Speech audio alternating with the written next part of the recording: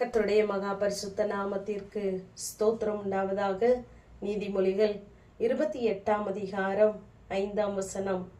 கர்த்தரை தேடுகிறவர்களோ சகலத்தையும் அறிவார்கள் என்று வாசிக்கிறோம். கர்த்தரை தேடுகிற பிரியமான தேவஜனமே, நீங்கள் யாராய் இருந்தாலும் கர்த்தரை தேடும் பொழுது அவர் உங்களுடைய சூழ்நிலையை எல்லாவற்றையும் அறிந்திருக்கிறார். உங்கள் தனிப்பட்ட வாழ்க்கையாக இருக்கலாம், இம்மைக்குரிய மறுமைக்குரிய குடும்பத்திற்குரிய சகல காரியங்களையும் அவர் முன் அறிவித்து நடத்துகிறவராய் இருக்கிறார். நான் உனக்கு போதித்து நீ நடக்க வேண்டிய வழியிலே உன்னை நடத்துகிற உன் தேவனாகிய கர்த்தர் நானே என்று சொல்கிறார். பிரயோஜனமானதை நமக்கு போதித்து நடத்துகிறார். நாம் எதை அறிந்து கொள்ள வேண்டும், நம்முடைய வாழ்க்கைக்கு எது பிரயோஜனம் என்பதை அவர் முன்னறிந்து நமக்கு முன்னறிவித்து ஒவ்வொரு நாளும் நம்மை நடத்துகிறவராய் இருக்கிறார். நாம் கர்த்தரை தேடும் பொழுது கர்த்தரை தேடுகிற நம்மையும் அவர் அறிந்திருக்கிறார். நாம் தேவைக்காக தேவனை தேடுகிறோமா, அல்லது உண்மையாகவே தேவ அன்பினாலே நாம் தேவனை அறிந்து கொள்ளுகிறோமா என்பதையும் தேவன் அறிந்திருக்கிறார். அதை யோபு சொல்லும் போது மனுஷனுடைய மாயத்தை அவர் அறிவார் என்று சொல்லுகிறார். தானியேல் சொல்லும் பொழுது இருளில் இருக்கிறதை அவர் அறிவாராம். நாம் யாருக்கும் தெரியாது என்று சில பகுதிகளை வைத்திருப்போம், அதையெல்லாம் தேவன் அறிந்தவராகவே இருக்கிறார். நம்முடைய ஆவியின் சிந்தை இன்னதென்று அறிவார் என்று ரோமரிலே வாசிக்கிறோம். நாம் வனாந்திர வழியாய் கடந்து வருகிறதை அவர் அறிந்திருக்கிறார் என்று உபாகமத்திலே வாசிக்கிறோம். நம்முடைய எல்லா பாதைகளையும் நினைவுகளையும் தேவனாகிய கர்த்தர் அறிந்தே நம்மை நடத்துகிறவராயிருக்கிறார். யோபு சொல்லும் பொழுது சொல்லுகிறார், நான் போகும் வழியை அவர் அறிவார் என்று சொல்லுகிறார். இப்படிப்பட்ட சூழ்நிலைகளின் மத்தியிலே அவர் சொன்னார் என்பதை நாம் அறிந்திருக்கிறோம்.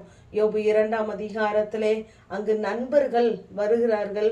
தூரத்திலிருந்து வரும் பொழுதே யோபுனுடைய உருவம் இன்னதென்று தெரியாதபடிக்கு அங்கு மாற்றப்பட்டு விட்டது. அதை பார்த்து அங்கு புழுதியை தூற்றி கொண்டு 7 நாட்கள் ஒரு வார்த்தை கூட பேசாமல் அவனோடு கூட தரையிலே உட்கார்ந்திருந்தார்கள். அவனுடைய துக்கத்திலே பங்கெடுத்தவர்கள் தான். ஆனால் நாட்கள் போக போக இதோ தேவன் தண்டிக்கிற மனுஷன் பாக்கியவான் என்றார்கள். காரணம் இல்லாமல் தேவன் தண்டிக்க மாட்டார் என்று அவனை புண்படுத்த ஆரம்பித்தார்கள். அந்த யோபு கர்த்தரை தேடுகிறவன் தான், கர்த்தருக்கு பயப்படுகிறவன் தான்.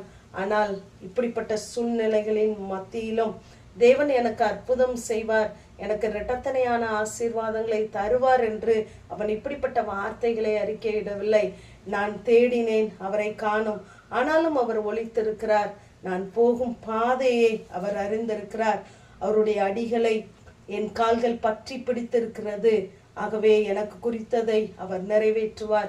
இப்படிப்பட்ட இன்னும் அநேக நன்மைகள் என்று அவரிடத்தில் உண்டு என்று சொல்லி தைரியமாக தேவனை தேடினதையும் அவரை அறிந்த காரியங்களையும் அவன் தைரியமாக அறிக்கையிடுகிறான்.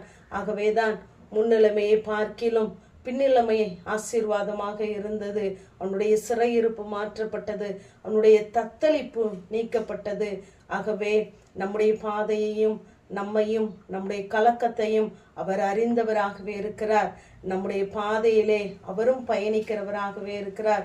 ஆகவே நாம் கர்த்தரை தேடும் பொழுது அவர் நிச்சயமாகவே நம்மை அழகாய் நடத்துகிற நல்ல தகப்பன். மார்க் 7 ஒரு கொன்னை வாயுடைய செவிடனை அங்கு அந்த கூட்டத்தின் நடுவிலிருந்து தனியே அழைத்து கொண்டு வந்து பெருமூச்சு விட்டு திறக்கப்படுவாயாக என்று கட்டளையிடுகிறார். ஏனென்றால் அவனை தனியே பிரித்து கொண்டு வந்தது அவனை சுகப்படுத்துவதற்காக. நம்முடைய வாழ்க்கையிலும் நேக நேரம் நான் கர்த்தரை தேடுகிறேனே, ஏன் எனக்கு இப்படிப்பட்ட ஒரு பிரித்தெடுக்கப்பட்ட வாழ்க்கை என்று நீங்கள் கேட்கலாம். நம்மை தேவன் பிரித்தெடுத்ததே நம்மை தேவன் ஆசீர்வாதமாக வைப்பதற்காகத்தான்.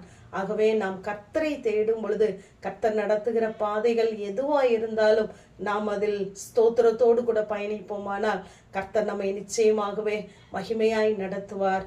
ஆமேன். ஜெபம்.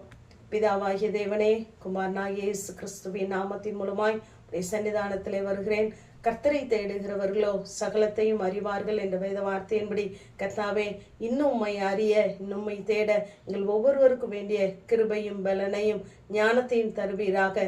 முன்னறிவித்து நடத்துகிற நல்ல தகப்பன் எங்களோடு கூட இருக்கிறீங்க. இயேசுவின் மூல ஜெபங்களும் எங்கள் நல்ல பிதாவே. ஆமேன்.